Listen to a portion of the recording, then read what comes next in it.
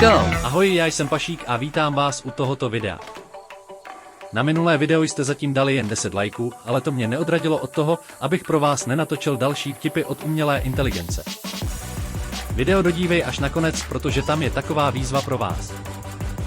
No já to nebudu okecávat a jdeme na to. Proč matematik nekoupil dům? Protože neměl dostatek geometrických znalostí na úhradu hypotéky.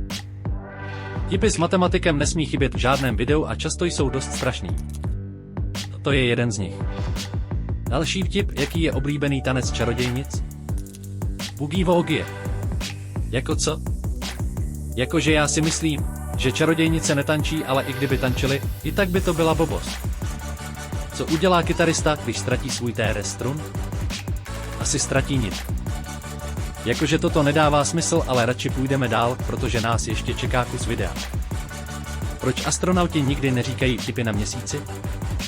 Protože mají půl vesmíru mezi sebou a publikem. Tak toto je už o něco lepší, ale pořád nic dobrýho. Jaký je nejméně používaný vědecký nástroj? Trubička na průzkum zvuků ve vesmíru. To za mě není vtip, ale kdyby to měl být fakt, tak je stejně špatnej. Proč se tenisové kurty nikdy nepřestěhují? Protože jsou vždy na centru pozornosti. Tak toto je úplně random. Co děláte, když vidíte kosmonauta? Zastavíte. Co děláte, když vidíte kosmonauta s kosmonautkou? Počkáte. Jakože nevím, co si to ta umělá inteligence vymyslela, ale toto je stále horší a horší.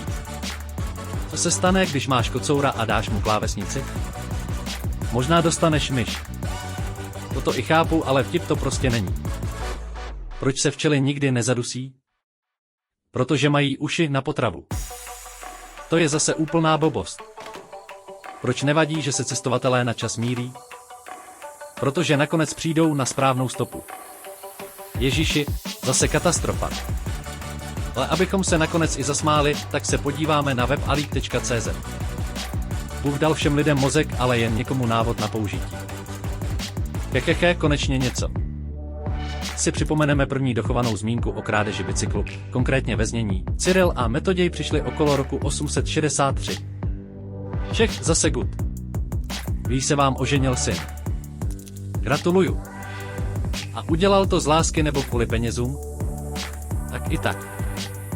Z lásky k penězům. Hehehehehehehehe, výborný. Jestli si myslíte, že jsme na konci, tak se mýlíte. Zajímá mě, co nám umělá inteligence vygeneruje za obrázek, když jí napíšeme slovo YouTube. Že mi přijde, že nám to nic k YouTube nevygenerovalo. Tak jsme na konci tohoto videa. Budu moc rád, když dáte odběr a like.